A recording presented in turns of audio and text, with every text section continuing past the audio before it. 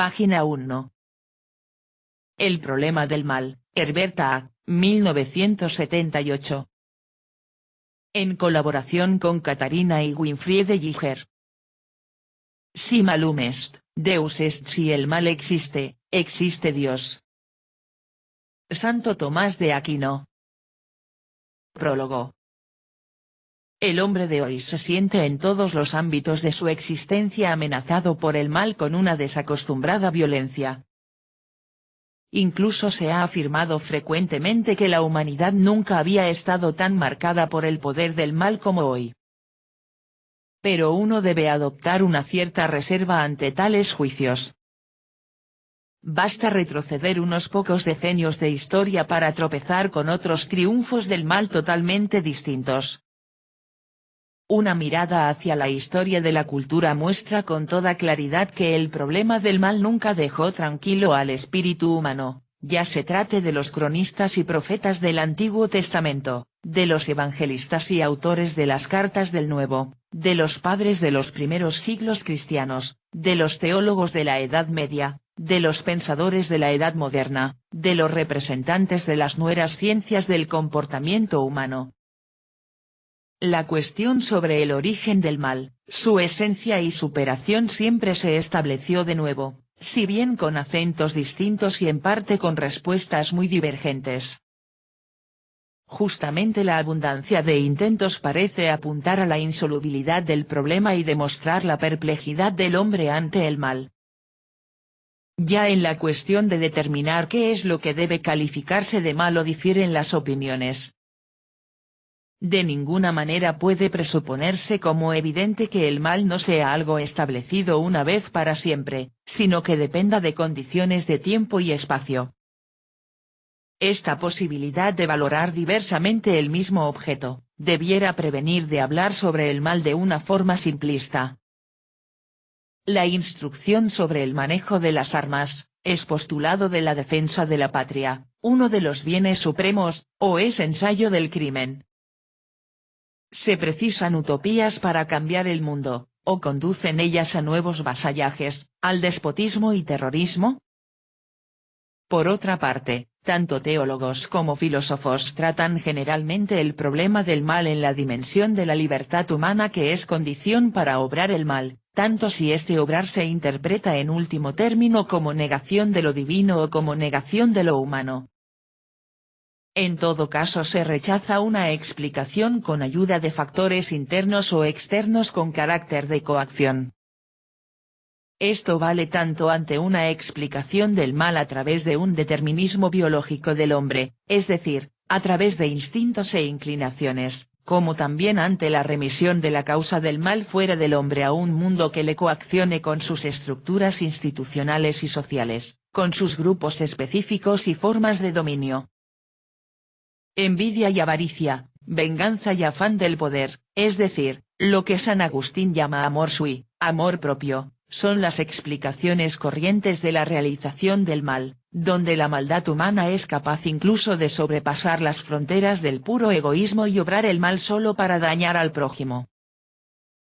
San Agustín y en el fondo también Kant, veía el mal sobre todo en el afán del hombre por poseer y en el placer de las cosas y con ello en el trastorno del orden querido por Dios que establecía que las cosas fueran medios que condujeran a él y no objetos de placer en sí mismos.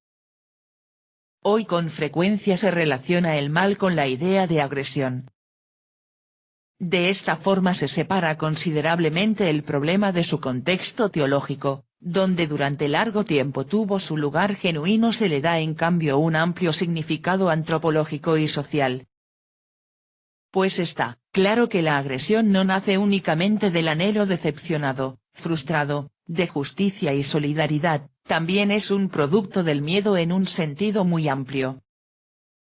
El miedo existencial se trueca generalmente en depresión o en agresión.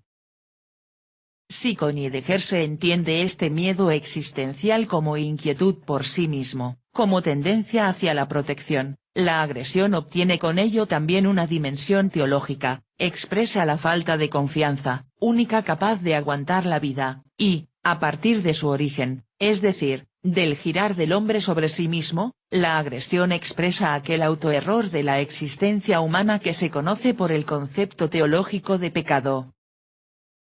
En este sentido, agresión afecta no solo a un grupo pequeño de extravagantes o marginados, sino que es un fenómeno general humano. A esto hay que añadir la ambivalencia de todo obrar humano. No solo odio y maldad, amor propio e indolencia son causa del mal, incluso el bien puede provocar el mal, pues las consecuencias de un hecho son solo en parte previsibles y controlables. No siempre se pueden evitar efectos secundarios negativos de una obra buena. El destinatario de la obra buena puede sentirse humillado, en otro pueden despertarse sentimientos de envidia, en un tercero, esperanzas no cumplidas que acaso abran el camino a actos de venganza. El autor puede disculparse diciendo que ni pudo prever tales consecuencias ni las quiso, ello no cambia en nada el resultado, principal o secundario, y, a pesar de la inocencia subjetiva, la conciencia no se queda tranquila. Hay, por tanto, no solo la inclinación al mal contra la que el hombre pudiera luchar con perspectivas de mayor o menor éxito, hay también un involuntario estar involucrado en el mal contra el que toda lucha parece inútil, pues con frecuencia uno ni siquiera sabe dónde está propiamente el adversario. Ante tal situación no es nada extraño que los hombres hayan soñado siempre y todavía sueñen en un mundo sin mal, no es extraño que en un tiempo en que todo parece ser factible crezca incontrolado un utopismo de planificación que aparenta ante los hombres ilusiones de ideologías de igualdad y libertad. El hombre crítico y con él el cristiano nunca podrá creer en un tal paraíso en la tierra, aun cuando, incluso alegando el Nuevo Testamento, esté convencido firmemente de la posibilidad de cambiar el mundo. Así que, también para el cristiano, el mal seguirá guardando su lugar fijo en la creación de Dios. Sin embargo, con ello no se ha respondido a la repetida pregunta sobre el origen del mal. Con toda seguridad se puede decir que a partir del origen de algo se pueden sacar conclusiones sobre su esencia. Origen y esencia están en dependencia mutua. Con todo eso, de la controversia sobre el origen del mal, llevada a cabo con pasmosa energía y agudeza admirable, se ha sacado poca claridad y menos acuerdo. La explicación dualista que entiende el mal como principio opuesto a Dios, es rechazada con razón por los teólogos como no cristiana. Pero también la explicación monista, que ve el origen del mal en la finitud de este mundo, se considera generalmente inaceptable, pues de esta manera se haría responsable a Dios de una creación mala o al menos de una creación en la que existe necesariamente el mal.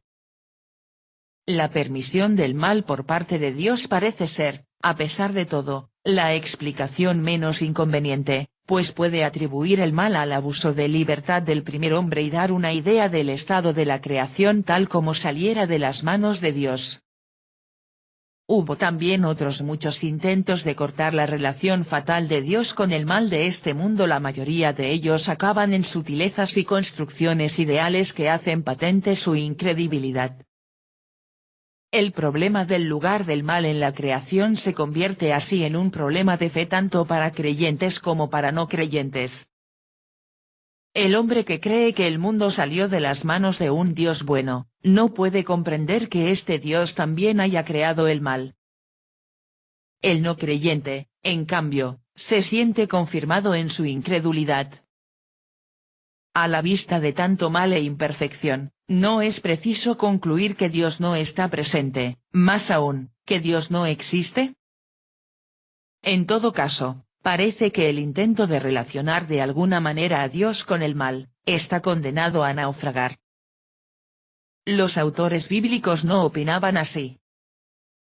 Para ellos Dios está siempre presente en toda maldad humana. Él ve el mal, lo condena, lo castiga, lo perdona. A partir del mal, el hombre de la Biblia no ha sacado la conclusión de la ausencia de Dios, sino de su presencia. Lo mismo vale para los grandes pensadores cristianos. Santo Tomás de Aquino vio en el mal no una negación sino una confirmación del bien y, con ello, de Dios mismo de quien procede el bien. Incluso se atreve a afirmar, si malum est, Deus est, si el mal existe, existe Dios. Esto nos permite vislumbrar la medida en que el mal ha determinado el pensamiento bíblico y occidental y qué impresionante empresa sería escribir su historia. Quizás este libro vaya en este sentido. En sus 3 partes se pregunta sucesivamente qué dicen la Biblia, los grandes pensadores cristianos y las modernas ciencias empíricas acerca del mal, su origen, esencia y superación. En la discusión actual, la primera pregunta ha aventajado a las otras 2. Solo así se entiende que la controversia sobre la figura del diablo haya excitado tanto los ánimos. Pues en el pensamiento tradicional cristiano y sobre todo católico, el origen del mal está inseparablemente unido a la figura del diablo. En otro libro anterior se intentó demostrar que esta idea era insostenible. Un resultado negativo también puede ser provechoso en cuanto que obliga a buscar la verdad por caminos distintos. Por otra parte, precisamente aquel que rehúsa identificar el mal con el diablo se ve obligado a explicarse el mal en todas sus dimensiones. En tal empresa va a tener precedencia no la cuestión sobre el origen del mal ni tampoco la de su esencia, sino la de la posibilidad del hombre de superarlo o al menos encauzarlo, cuestión que, ni con mucho, no se ha planteado con la misma insistencia y porfía que las otras 2, y, sin embargo, es la decisiva. La invitación de Jesús a renunciar a la violencia para prevenir una escalada del mal y su requerimiento a obrar partiendo de la fe y la esperanza, merecen, precisamente hoy, ser pensados de nuevo. Página 15.